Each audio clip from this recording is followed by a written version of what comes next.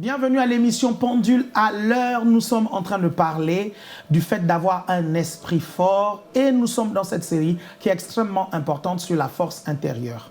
Dans les émissions précédentes que je vous encourage vivement à regarder, nous vous avons parlé de la force intérieure de votre âme, la force mentale, celle-là que les champions même du monde développent pour pouvoir accomplir des exploits. Elle est extrêmement importante aussi pour un chrétien. C'est là où parfois le chrétien se demande pourquoi certains païens ont du succès et que dans la maison de Dieu, beaucoup n'ont pas le succès parce qu'ils ne comprennent même pas que leur âme doit rester forte. Cette force mentale a des limites. J'ai avec moi le pasteur Isaac et le pasteur Darius. Bonjour pasteur. Bonjour. Cette force mentale a des limites, pasteur. C'est pourquoi nous parlons de la force de l'esprit. Effectivement, encore une fois, merci pour l'opportunité dans cette émission. Amen. Qui nous bénit tant. Amen.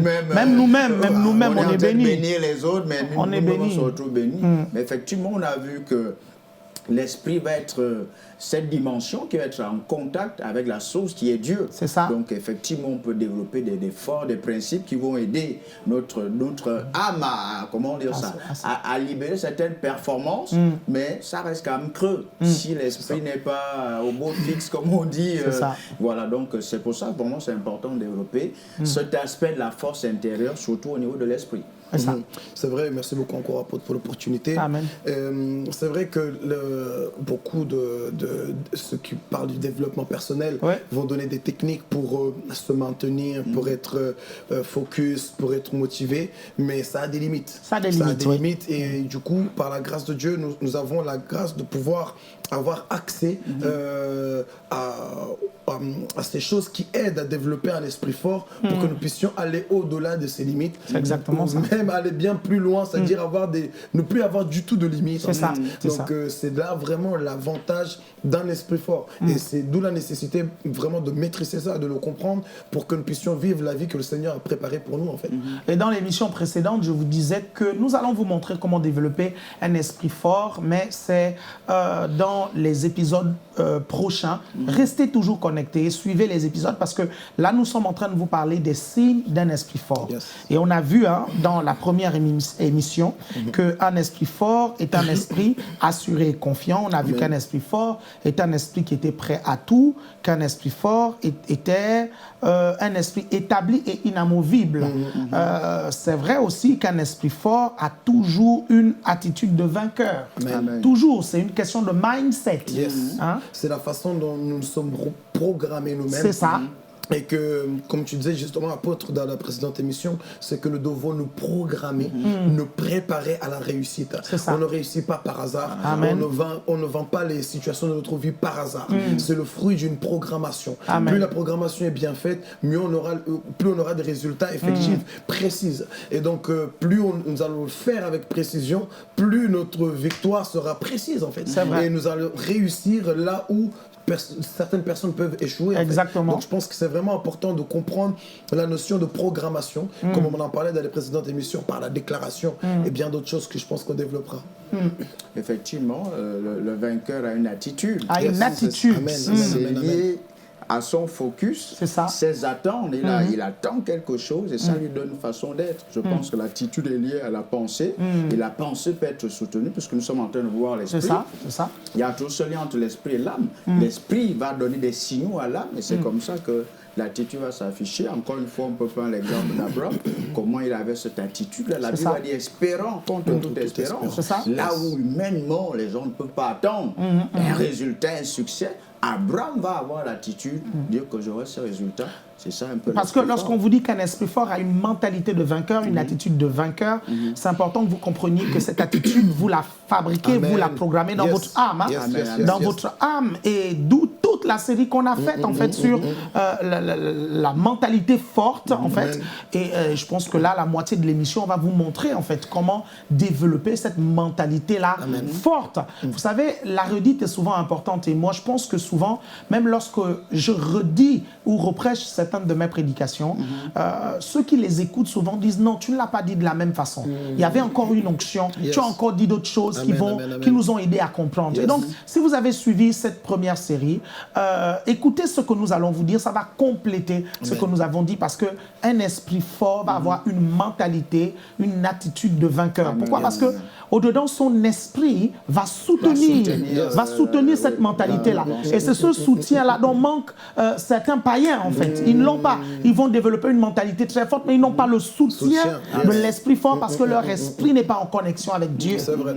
Et c'est comme ça qu'on va retrouver des personnes, par exemple, qui sont dans le développement personnel, mais qui vont finir par se suicider. Voilà, c'est ça. Alors, pourquoi? Parce que leur manque ce soutien, le socle, qui est justement dans l'esprit fort, en fin de compte, qui est la parole de Dieu, qui est le roc sur lequel nous construisons en fait le reste de notre vie. Or, je pense que c'est vraiment important de comprendre que ce soutien, on doit bien le construire. Parce que si c'est la fondation et qu'elle est mal faite, cette fondation peut devenir même le sujet de notre chute au final. Parce que c'est là où nous allons baser toute notre existence et les défis que nous sommes. Donc si c'est mal fait, on peut échouer. Mais si c'est bien fait, on peut vraiment réussir. Et quand on parle de l'attitude, l'esprit fort, c'est sûr que là, on est en train de parler de la mentalité. Dans l'attitude, il y a aussi la manière dont cet esprit va parler. C'est ça. Parce que les gens vont beaucoup plus parler. C'est facile de parler positivement en fonction du décor qui va dans le sens. Qui va dans le sens de ce qu'on... Mais quand les vents sont contraires, c'est très dur. C'est là où on voit vraiment l'attitude de l'esprit fort, l'attitude de vainqueur. C'est-à-dire maintenir la confession quand le décor extérieur, c'est par la foi que nous comprenons que le monde a été créé par la parole de Dieu, non pas parce qu'on voit. On voit que l'esprit fort crée le monde qu'il veut, malgré le monde extérieur qui ne veut pas qu'il voit. Donc c'est également ça l'attitude, c'est qu'il va maintenir une certaine confession. Voilà ce que... Il y a quand même quelqu'un, c'est vrai qu'on parle des gens du monde, bon, je ne veux pas citer ce monsieur-là, mais il attire beaucoup mon attention. Bon, je ne veux pas citer son nom, mais on dit souvent qu'il a un esprit milliardaire. Et vraiment, j'ai pu le voir, je pense que... Parle de Bill Gates? Non, je veux pas Bill Gates. Il ne veut pas citer, il ne veut pas citer. Je ne sais pas, bon. Donne-nous la doc. Je peux dire, non, mais quand même, c'est vrai qu'on dit que les païens, on va développer là, mais ce monsieur-là, quand même, ça... En fait, bon, on peut parler de Donald Trump, si vous voulez. Trump, hein? C'est assez remarquable. Tu vas te faire détester par beaucoup de Français. Mais vas-y, C'est lui qui a parlé de Trump. C'est lui. Non, mais ce que tu dis, c'est réel. Ce monsieur a une attitude de milliardaire. On parle de l'attitude du vainqueur, l'esprit fort. Et ce qui est curieux, remarquable avec lui, bon, je ne sais pas s'il est chrétien, on ne va pas trop rester là-dessus. Oui, certains disent qu'il est chrétien. À ce qu'il paraît, sa mère spirituelle, c'est les Paula White, tout ce monde, en fait. Non, moi, c'est assez remarquable. Il a ce monsieur-là. Parfois, je ne veux pas dire qu'il a une âme forte. J'ai tendance, je veux dire qu'il a même un esprit fort. C'est remarquable. Non, mais c'est son attitude, comment il parle. Et même là, bon, peut-être qu'on ne va pas faire les élections. On a vu que les sondages ont dit. J'aime bien comment le pasteur Isaac, il parle. Après, il baisse le ton. En fait, il ne faut pas que les gens entendent. Non, mais c'est un autre endroit. Bon, attendez. Parce que c'est là où on parle de choses. Et d'ailleurs, Robert Kiyosaki rend témoignage de lui et tout ça. Vrai. Non, mais c'est assez remarquable. Il y en a même beaucoup qui rendent témoignage de lui. Beaucoup, Parce qu'il n'a pas, on parle souvent l'esprit millionnaire, mais il a un esprit milliardaire. C'est quelqu'un qui va perdre, par exemple, ses milliards à un moment. Après, il va tout reconstruire, revenir milliardaire. Parce que c'est facile d'avoir une attitude de vainqueur quand les choses semblent se dessiner comme on veut. Mais lui, il va maintenir, parce que c'est ça aussi l'attitude. L'attitude, ça va être la manière dont on va penser, notre mentalité, mais comment on va également parler. Ça, c'est l'attitude de vainqueur, ça, c'est l'esprit fort. Et ça, c'est vraiment quelque chose, je vois beaucoup. Il semble atypique, comme on dit, politiquement pas correct. Mais il a quand même... Tu peux l'aimer ou ne pas l'aimer, mais tu ne vas pas enlever ce qu'il a. Tu ne vas pas enlever ce qu'il a. Ça fait des années qu'il est reconnu comme un milliardaire, comme quelqu'un qui réussit, en fait. Ça. Donc, au bout d'un moment, on ne réussit pas par hasard. On ne réussit pas par hasard, c'est clair. Par hasard. Donc, je pense qu'il a vraiment cette mentalité, cette attitude de vainqueur. Mais ce qui est sûr, sans vouloir te couper, apôtre, c'est que je pense que... les chrétiens doivent faire la différence entre les lois spirituelles et le fait que on a l'approbation du Seigneur. C'est-à-dire qu'il peut y avoir des païens qui utilisent des lois spirituelles, qui les fonctionnera, qui les activent, et ils vont avoir les résultats. Les lois spirituelles ont été faites pour tout le monde, pour tous les êtres humains. Il y a quelqu'un qui disait Dieu n'est pas chrétien. Dieu est pour l'humanité en fait. Dieu n'est pas pour le chrétien. Même si on sait qu'il va mettre en avant ses enfants, mais Dieu n'est pas chrétien. C'est pas lui qui a parlé du christianisme en fait. Lui il a parlé du croyant.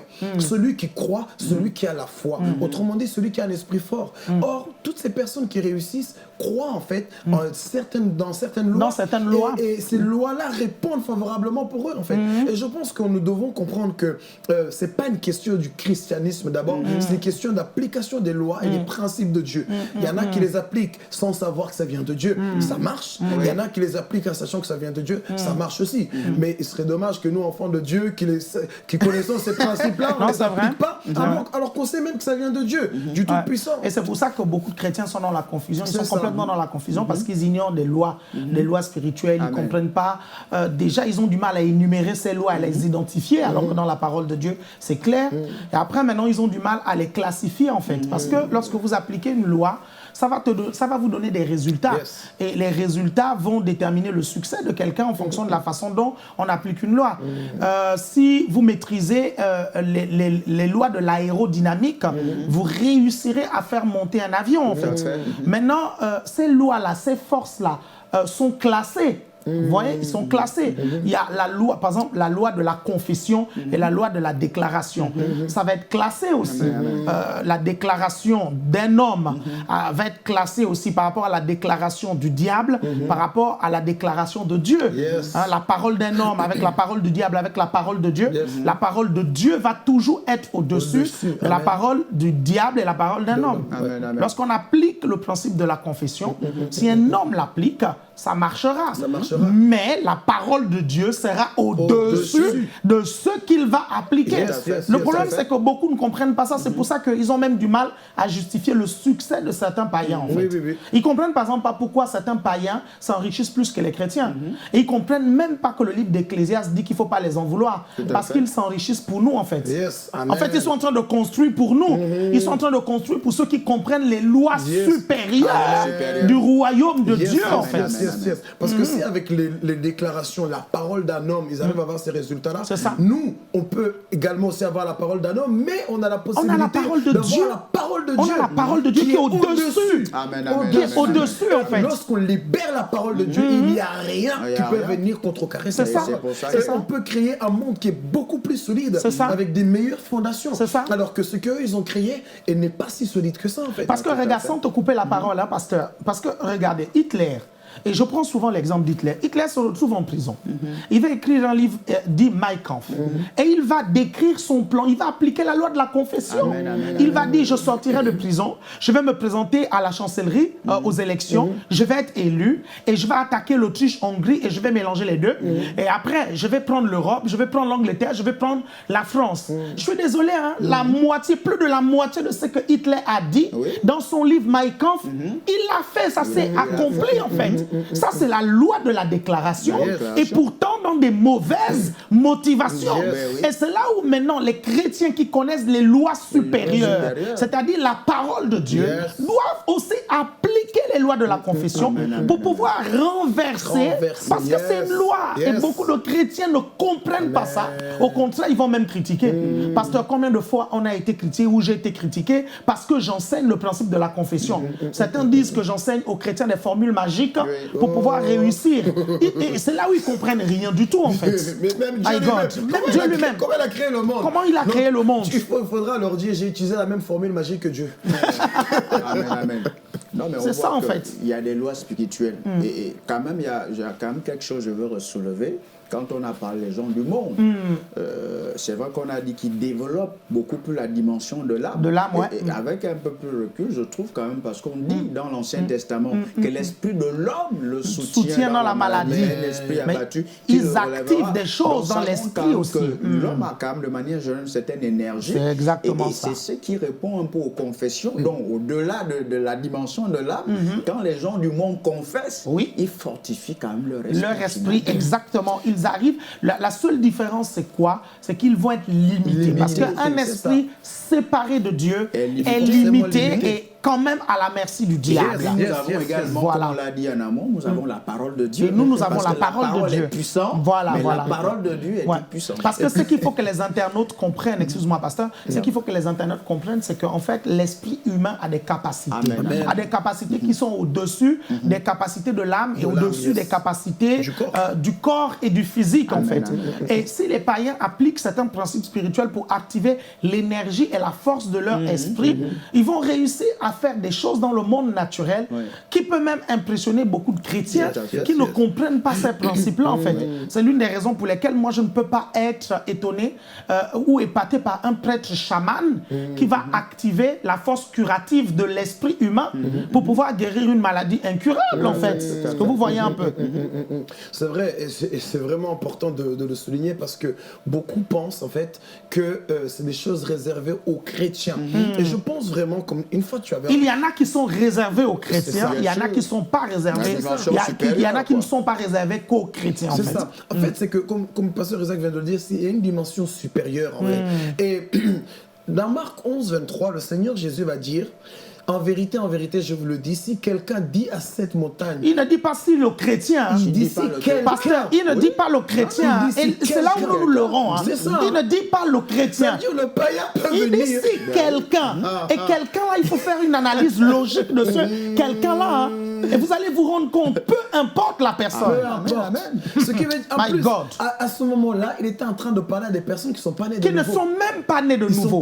Qui sont peut-être en alliance avec Dieu. On les appelle peut-être des craignants Dieu, c'est-à-dire les Juifs, mais ils ne sont pas nés de nouveau.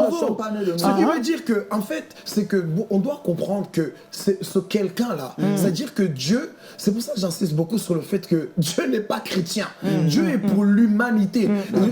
Jésus a été envoyé pour mourir pour le musulman, pour le bouddhiste, pour le chinois, pour toutes les personnes qui existent sur cette terre.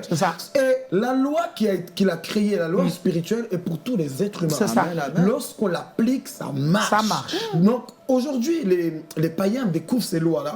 Ils essaient de se les approprier en disant c'est le secret, c'est le ceci, c'est le cela. Mais la Bible nous décrit exactement ce que c'est. Et le Seigneur Jésus, en nous donnant cette loi, dans Marc 11, 23, il nous donne toutes les clés liées à ça.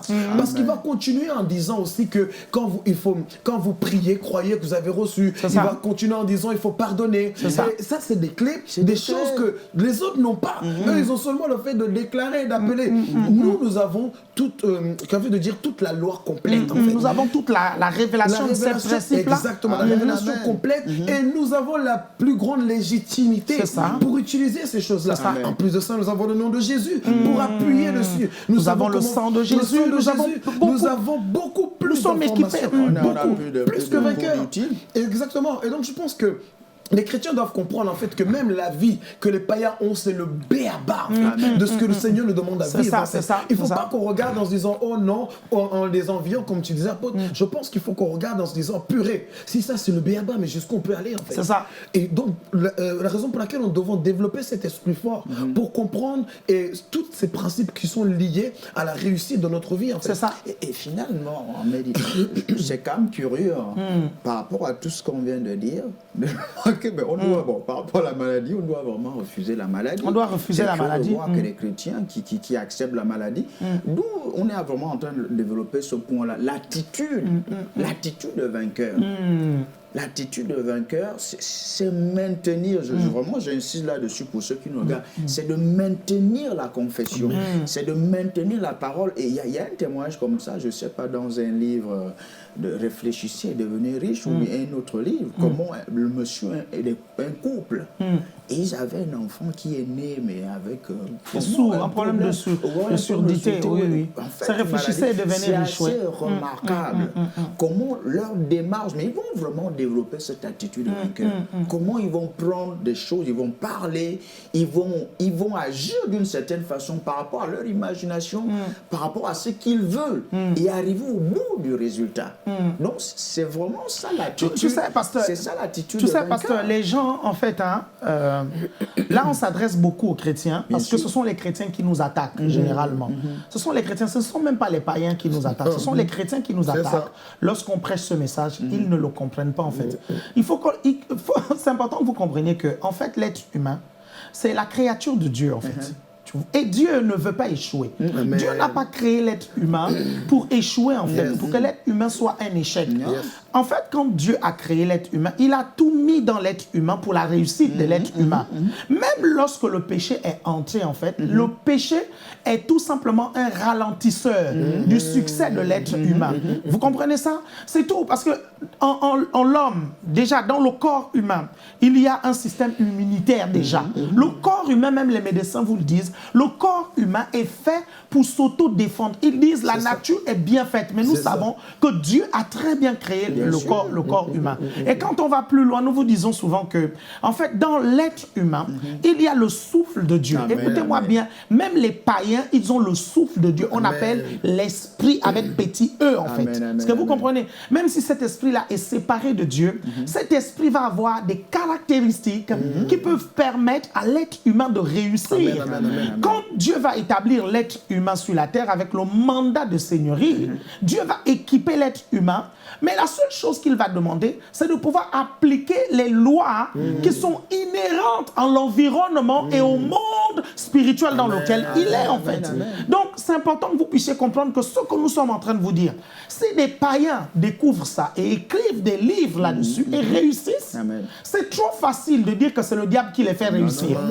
C'est vraiment trop facile. Vous comprenez? Cette mentalité de vainqueur là dont nous vous parlons, je suis désolé, les chrétiens doivent être ceux qui ont ça, comment on peut dire, la maîtrise de ça.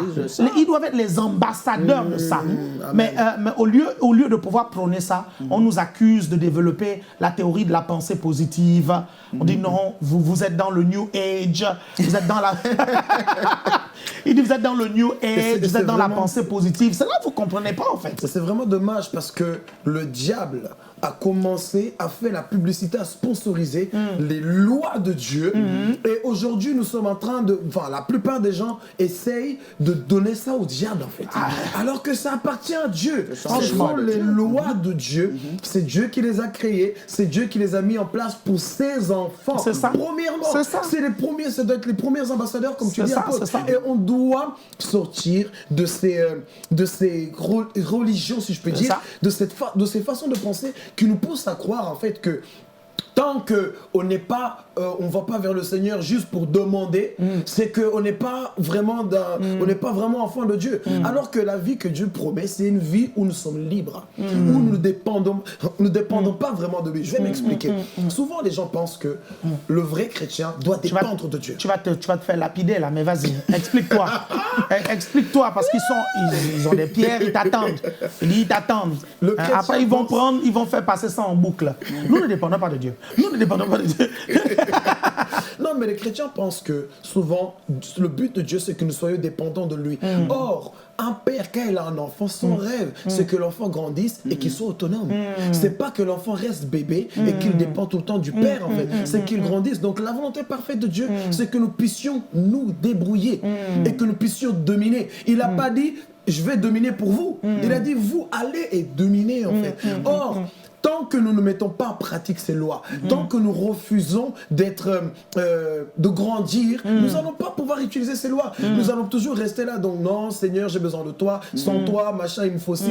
C'est vrai, sans lui, on ne peut rien faire. On a besoin de lui. C'est par son onction, par son esprit qu'on peut faire tout ce qu'on fait. Simplement, il a besoin que nous puissions être autonomes. Parce que c'est ainsi que nous allons déployer la gloire de Dieu. En fait, pasteur Darius, en fait, le truc, c'est quoi? C'est que nous sommes en lui et il est en nous. Et il demande que nous soyons autonomes pour opérer dans sa divinité. Amen. En fait, c'est ça, en fait. Beaucoup de chrétiens, en fait, attendent tout de Dieu, alors que Dieu aimerait que nous puissions opérer. Il nous a tout donné. Amen. Il nous a tout donné. Il nous a donné sa parole, Amen. en fait. Il nous a donné sa parole. Et c'est important que le chrétien apprenne à grandir. Il y a un moment où nous faisons un type de prière parce que nous ne sommes pas enseignés, parce que nous ne connaissons pas et Dieu va intervenir. Mais quand nous lisons la parole de Dieu, le but de la parole de Dieu, c'est de nous faire grandir. Amen. Oui, bien sûr que nous suivons les instructions du Seigneur. Amen. Mais nous ne suivons pas les instructions du Seigneur par mécanisme, par il a dit ceci, donc je dois suivre. Parce que ces paroles sont en nous. Amen. Et ça devient comme respirer. Est-ce que quelqu'un calcule en fait pour respirer? C'est pour ça qu'il dit, si vous demeurez en moi et que mes paroles demeurent en vous, demandez tout ce que vous voudrez et cela vous sera accordé. Parce que on est censé, un chrétien est censé manger la parole. Amen. Et la parole est au-dedans du chrétien. Vous comprenez? Dieu est déjà en nous et nous sommes en lui. Amen. Si tu manges la parole constamment et tu demeures en Christ, à un moment donné, agir comme Christ, c'est comme respirer. Parler comme Christ, ce sera respirer normal. Tu peux même plus te poser des questions. Est-ce que c'est la volonté de Dieu ou pas? Dès l'instant où tu es en face de la situation, tu sais tout simplement que c'est la volonté de Dieu. Tu sais tout simplement que ce n'est pas la volonté de Dieu. Ça, c'est le niveau dans lequel Dieu veut nous amener. Et on comprend que certains chrétiens ne sont pas encore à ce niveau-là. Et c'est pour ça qu'on dit que l'esprit fonctionne par révélation, par inspiration.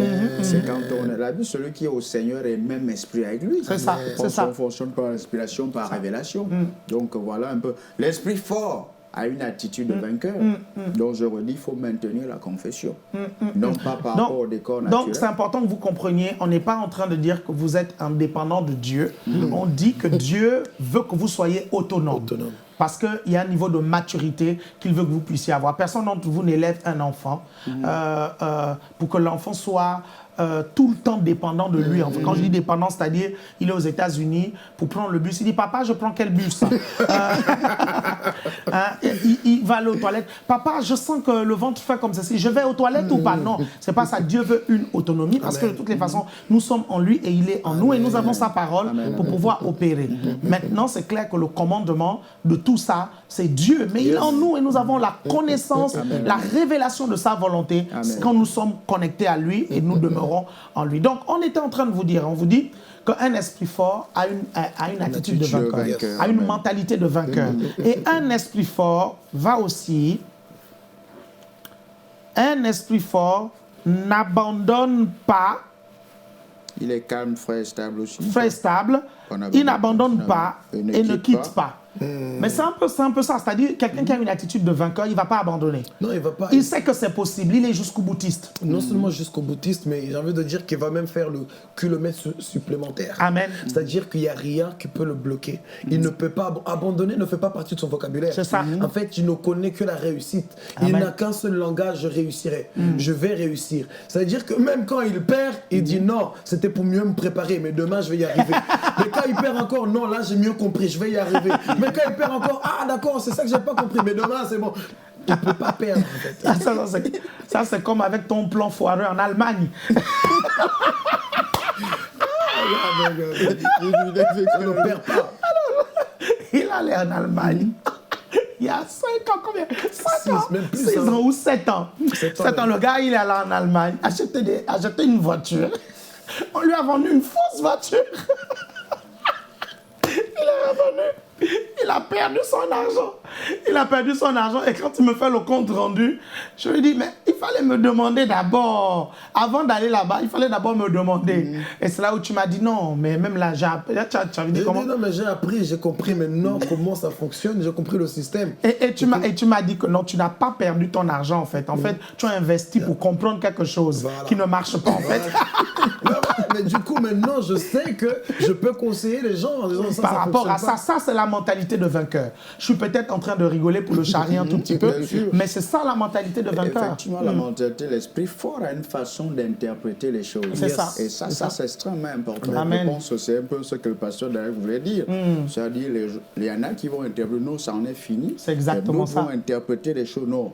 J'ai fait ça pour mieux apprendre comment ne pas. Mais c'est comme ça qu'on parle de Thomas Edison et les autres. En fait, c'est l'interprétation des situations. Amen. Donc c'est Amen. vraiment ça. Et ils sont jusqu'au boutisme. On dit de Daniel qu'il était très persévérant. C'est ça. Il ne lâche pas. C'est ça. Lâche pas. Et la personne est un langage dans le monde spirituel. C'est ça. Et ça, c'est ce que les anges parfois veulent regarder. Quelqu'un qui ne lâche pas. Et c'est comme ça que la Bible nous dit quand Jésus va au désert, remplir l'esprit, il va au désert, il va avoir des bêtes féroces et tout ça. Dans ses supposés, c'est lui qui en parle. Mais il va les affronter. Il ne lâche pas. Ce n'est qu'après que les anges viennent le fortifier. Tu vois, donc c'est vraiment c'est important que vous développiez cette mentalité-là parce que ça va créer les circonstances à s'aligner en votre faveur toujours. Parce que la mentalité est importante. Il y a une loi qu'on appelle la loi de l'attraction. C'est une loi qui existe véritablement parce que le livre de Proverbes nous dit quand même, tel un homme pense, tel il est. Ça veut dire que nos pensées vont attirer des choses et des événements en fait. Vous pouvez commencer dans l'échec, mais votre conception de l'échec, votre vocabulaire par rapport à l'échec peut déterminer l'alignement des choses en votre faveur ou contre vous en fait. Par exemple, lorsque tu fais quelque chose et la chose ne réussit pas, toi tu vas dire, certains vont dire tu as échoué, vous suivez? Si toi tu acceptes que tu as échoué, là tu as échoué. Et là tu as échoué, et c'est là où tu as échoué, c'est là où tu as échoué. Mais si, comme Thomas Edison, tu dis tout simplement, non, en fait, je n'ai pas échoué. C'est juste des découvertes que j'ai faites. J'ai découvert des méthodes qui ne marchent pas. Est-ce que vous comprenez? Même dans le langage, pour toi, il n'y a pas d'échec. Il n'y a pas d'échec. L'échec n'existe pas, en fait. C'est ce qu'on dit des Asiatiques, particulièrement les Chinois ou les Japonais. Il n'y a pas de problème, même dans leur vocabulaire. Dans leur vocabulaire, là où il y a un problème, ils parlent d'opportunité.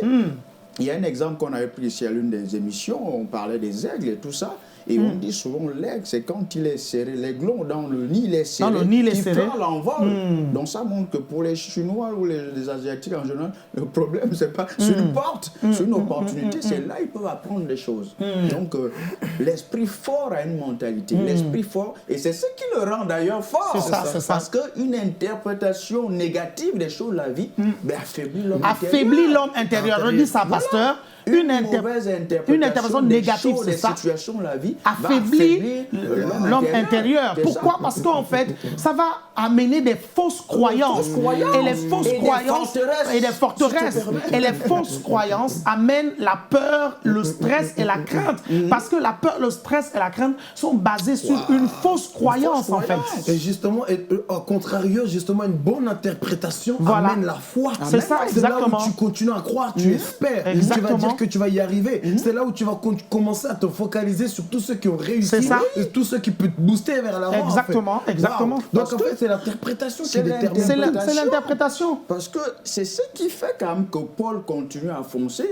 Et cette interprétation-là est liée quand même à la conscience de la vie qu'on a réussi. Exactement. La conscience est importante. On voit que Paul, c'est ce qui lui permet de foncer. Il secoue le serpent et il fonce. Mais je pense qu'il a cette conscience-là. Il a activé peut-être en même temps la vie qu'il a reçue. Tiens, c'est le serpent, j'ai quelque chose, je suis oint, j'ai la vie de Dieu, je suis le Fils de Dieu, je suis divin. Donc vraiment, il y a eu ce truc-là qui a activé le reste. Et le langage là-dedans est vraiment important. La façon dont on parle est vraiment, c'est vraiment important. Je vous dis que là où les gens vont, ce que les gens vont qualifier d'échec, si vous ne qualifiez pas ça d'échec, il y a toujours un autre nom. Il y a toujours un autre nom à côté. Et c'est là ils nous trouvent bizarres. Et c'est là où ils nous trouvent bizarres. Les gens pensent que tu as des problèmes, mais ils te trouvent, tu arrives, bon, on verra. Tu fly, tu marches. Mais et pourtant, c'est ça qui va faire en sorte que même au niveau de tes amitiés, de tes connexions, de ton entourage, ça attire des bonnes personnes autour de toi, des personnes positives autour de toi. Parce qu'un langage comme ça te fait paraître quelqu'un d'illuminé et ça va repousser les personnes qui ne pensent pas comme toi. Ça va attirer les personnes qui pensent comme toi. Et ensemble, ça va créer une synergie et une énergie qui va te permettre de créer une atmosphère, un environnement où les gens ne parlent qu'au positif. En fait.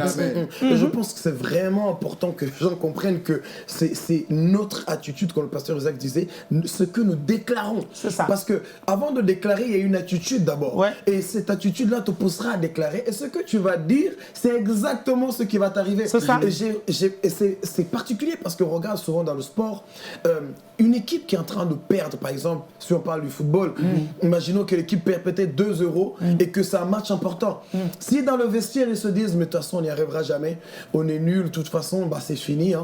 Bah, il y a de grandes chances que ça se passe comme ça, en fait. Par contre, s'ils disent, non, il nous reste encore du temps. Voilà, on est à la mi-temps. Le mi-temps, elle est là justement pour nous donner l'opportunité de nous rebooster, de voir machin. Et ils vont aller là-bas avec une plus grande énergie. Et du coup, la force et l'énergie avec laquelle ils vont jouer sur le terrain sera complètement différente. Ils seront beaucoup plus convaincus et ils vont imposer une atmosphère. Et c'est même comme ça que certains joueurs arrivent à changer l'atmosphère d'une équipe à cause de leur mentalité. Alors que à cause de leur façon de parler, en fait. Parce que vous savez, les paroles sont comme un diffuseur de parfum. Les paroles sont comme un diffuseur de parfum, en fait. Vous pensez, mais vous parlez et vous créez l'atmosphère autour, vous motivez les gens autour et à un moment donné, ça crée un environnement de succès. Là où il y avait l'échec, ça se transforme en succès. Voilà, en bien, parce que votre mentalité, votre façon de parler. Regardez même Jésus dans sa façon de parler. Il arrive au tombeau de Lazare, en fait. Il ne dit pas que Lazare est mort, en fait. Et pourtant, cette situation-là, les hommes appellent ça mort. C'est la mort. Il est même enterré. Vous comprenez ça, non? Et il parle ce langage-là. Les disciples ne comprennent pas le langage du vainqueur. Il dit, Lazare, notre ami, dort. Il n'est pas mort. Et les disciples n'arrivent pas à comprendre. Ils disent, bon, s'il dort, il pensait qu'il faisait une sieste. S'il sieste, bon, il va se réveiller tout seul, en fait. Et Jésus se rend compte à un moment donné que les gars ne comprennent pas son langage. Ils ne comprennent pas tout simplement que, en fait, ce que les gens appellent la mort, lui, il appelle ça le sommeil. Pourquoi? Parce que quand quelqu'un est mort, on ne peut pas le réveiller. On ne peut pas le ressusciter. Est-ce que vous comprenez? Donc, il va changer le langage. Il va changer le langage. Il va appeler ça sommeil. Il ne va pas appeler ça mort. Parce que chez les êtres humains, un mort, on ne le ressuscite pas, en fait. Mais chez Jésus, vous comprenez, un mort, on le ressuscite. Alors, il faut avoir le langage adapté. C'est-à-dire qu'il dort alors. Parce que je vais aller le réveiller. Mais après, du coup, ça m'aide à comprendre la façon dont il a réagi, même quand il a marché sur l'eau. Il a vu l'eau, il s'est dit, c'est pas l'eau. Il a marché. C'est le bitume. Je vais marcher dessus. Ça veut dire que là, il était arrivé à un niveau où, non seulement, lorsqu'il se conditionnait, tout son environnement s'adaptait. Tout son environnement s'adaptait. Lorsqu'il va arriver même devant le figuier, il va le maudire parce que le figuier ne s'est pas adapté à ce qu'il voulait.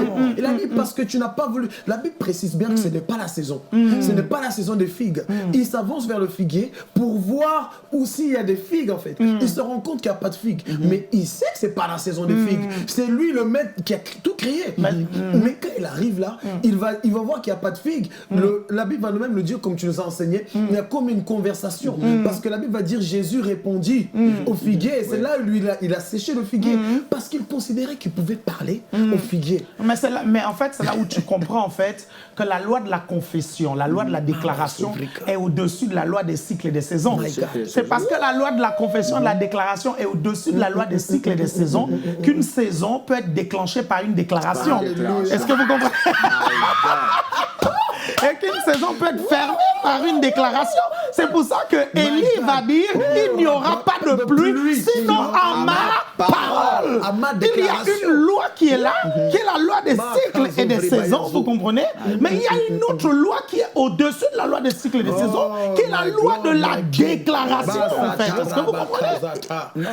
Mais vraiment, l'esprit fort, on est en train de voir l'esprit fort, son attitude, toutes ces choses-là. Mais on voit vraiment... C'est pour ça que nous pouvons vivre dans une saison de succès permanent. Nous pouvons vivre dans une succès permanent. L'esprit fort n'est pas désavantagé. Amen. L'esprit fort n'est pas désavantagé. L'esprit fort a cette capacité-là à relativiser et à dédramatiser les situations. C'est ça. Et ça fait que tout finalement concourt à son bien. Exactement ça. Où les choses qui semblent négatives finissent par l'avantager en fait. Et il y a une autre loi quand même, on le voit dans Genèse chapitre 11, qui est liée à la confession, parce que pour confesser, il faut imaginer. Donc ça veut dire notre imagination peut nous faire entrer effectivement dans une saison. C'est ça. La Bible va dire de ce peuple-là, par rapport à la tour C'est la tour de Babel. La tour de Babel. Même Dieu on ne pouvait pas les stopper parce que dans ce qu'ils avaient imaginé. Donc on voit que l'esprit fort, rien n'obstrue, ne confond son imagination. Quel que soit quoi, il va toujours avoir une certaine imagination. Et ça me fait penser, Jésus est dans la barque. Il y a la tempête. La tempête vient par rapport à une saison. Il se lève, il décrète une autre saison. Il décrète une autre saison. Il décrète une autre saison. Parce que pour que la tempête parte, les nuages doivent se dissiper. Doivent se dissiper, toutes ces choses-là. L'eau est agitée à cause de l'atmosphère il décrète une autre saison. Mais pasteur, c'est la raison pour laquelle j'ai dit en pleine émission que le chrétien doit étudier les lois, en fait, pour comprendre, en fait, les choses et pour marcher dans le succès. C'est parce que les hommes ont étudié les lois économiques, qu'ils les comprennent, qu'ils marchent dans le succès économique. Les chrétiens, nous devons étudier les lois spirituelles pour comprendre. Et dans l'étude des lois, c'est important quand même de comprendre laquelle loi est plus grande que l'autre, en fait. Parce que si on comprend la loi qui est la plus grande, on va pouvoir l'opposer en face d'une situation. Ça veut dire que quand tu es dans une saison de détresse, une saison bizarre, tu as la possibilité de renverser cette saison-là, en fait, par la déclaration. Le seul truc, c'est que les chrétiens ne comprennent pas la puissance de la déclaration et comment ça fonctionne. Depuis que nous faisons cette émission Pendule à l'heure, on essaye de leur faire comprendre ça, en fait. Vous écoutez ça, essayez, testez, vous allez voir, vous allez vous rendre compte que c'est un truc qui marche. Le problème, c'est que les gens pensent que la déclaration de la parole, c'est comme des formules magiques. D'autres pensent que c'est des trucs, tu dis comme ça et puis tac, ça vient. Non, les paroles, ce sont juste des semences. Vous comprenez, c'est des semences. Et ça me rappelle l'enseignement que tu nous avais donné, apôtre, lorsque tu nous parlais de Jacob et Ésaü. Et Jacob va usurper le droit d'aînesse, il va recevoir toute la bénédiction. Et lorsque Ésaü est béni par le père va commencer par lui dire il ne reste plus grand chose. Tu vas être assujetti, tu vas être l'esclave de ton frère, etc. Et il va dire une parole que tu nous avais donnée, cette révélation vraiment, que c'est par l'épée que tu vivras, en fait. Mais cette seule parole, l'épée, c'est la parole. Et par la déclaration, il est devenu même plus riche que son frère. Il a mieux réussi que son frère parce que l'épée lui a permis d'être au-dessus. Il s'est basé que sur la petite bénédiction, mais c'était la seule qu'il se faisait. Et par la déclaration, il a tout changé. C'est-à-dire qu'il a renversé, il a renversé même toute la bénédiction que son père avait déclarée sur lui. Parce qu'en fin de compte, il n'est pas devenu l'esclave de son frère. Il est devenu au-dessus. Qu'est-il arrivé à toutes les mauvaises choses qu'il avait dit sur lui? C'est-à-dire que ça n'a pas pu tenir parce qu'il avait la parole. Il lui avait donné la bénédiction de pouvoir déclarer, en fait. Waouh! Encore une fois, je viens sur la bonne imagination. L'esprit fort. Tu l'avais dit tout à l'heure, pasteur. Non, mais je rebondis par rapport à ce qu'il dit. L'imagination est liée, mais l'imagination est liée à l'épée, à la déclaration. C'est ça que je veux revenir. Non, mais c'est extrêmement important ce qu'il est en train de dire. Mais je reviens sur Genèse 11. Il dit que rien, on ne pouvait pas, même Dieu a dû. Regarde là, je vais en revenir par rapport à ce qu'il dit. Parce qu'on peut peut-être lire Genèse 11. Vas-y, va plus loin, pasteur. Regarde ce que Dieu fait par rapport à la parole. Il y a l'imagination. Dieu va dire dans Genèse 11, on est chapitre verset 1 au verset 6, par rapport à la parole, ça commence par ça avant de confesser. Il faut voir. Il faut imaginer à l'intérieur ce qu'on veut. Donc on voit que Dieu, pour mettre l'accent sur la confession, la parole, Dieu va devoir confondre le langage. Vous voyez, pour montrer l'épée, le principe de la parole. Dieu, ils avaient un plan de bâtir. Dieu regarde. Il dit, personne ne peut les stopper dans ce qu'ils ont imaginé. Alors confondons leur langage. Pensé. Donc on peut imaginer, on peut penser. On vient de parler d'Ésaü qui rentre dans une certaine bénédiction parce que Dieu lui a donné non pas une bénédiction, un principe. C'est-à-dire même quand on ne t'a pas béni, si tu as l'épée, c'est ce que Dieu nous a fait. Tu peux quand même réussir. Amen. Donc, ce peuple-là, Genèse chapitre 11, ils pensent, ils imaginent, ils ont un plan de construction. Dieu regarde. Personne, Dieu dit même lui-même. Même lui-même, parce que les conditions sont réunies. Il sait qu'ils ont également la parole. Il y a l'unité, l'unité dans le langage de ce qu'ils veulent créer. Il y a le travail, ils sont apparemment disciplinés, ils ont imaginé, il y a tout. Le seul truc que Dieu va toucher, c'est la parole. Il va confondre le langage. Et à partir de ce moment-là, leur échec va commencer en fait. My God, ils ont réuni tous les principes pour réussir la tour de Babel à un point où Dieu dit même que non, ils vont y arriver. Et qu'est-ce que Dieu va faire? Il va confondre le langage. Il bloque l'épée d'Ésaü. Il bloque l'épée d'Ésaü. Et c'est même exactement ce que l'ange Gabriel avait fait par rapport avec Zacharie. Avec Zacharie. Il a bloqué sa bouche. Il a fait taire pour que l'accomplissement de ce qu'il avait déclaré puisse se manifester. Parce qu'il savait que par sa déclaration, il pouvait arrêter les choses. Il pouvait stopper les choses. Il a arrêté son langage. Waouh! Si tu gardes l'épée d'Ésaü, tu réussis. Amen. C'est ce que Dieu va confondre. Amen. La mentalité de vainqueur. On vous a montré déjà un tout petit peu comment développer cette mentalité. Hein? Vous êtes en train de regarder l'émission Pendule à l'heure. Nous sommes en train de parler de l'esprit fort. On est dans une série intitulée La force intérieure. Okay? Dans la prochaine émission, nous allons encore vous donner d'autres signes d'un esprit fort. Si vous regardez cette émission sur YouTube, je vous invite à vous abonner à la chaîne Évangile TV. Si vous n'êtes pas encore abonné à la chaîne Évangile TV, vous cliquez en bas sur vous abonner et n'oubliez pas de cliquer sur la cloche pour être au courant de nos publications. Lorsque la prochaine émission sort, vous serez au courant. Et si vous nous regardez à travers votre chaîne de télé, sachez que nous sommes présents aussi sur YouTube, etc., etc.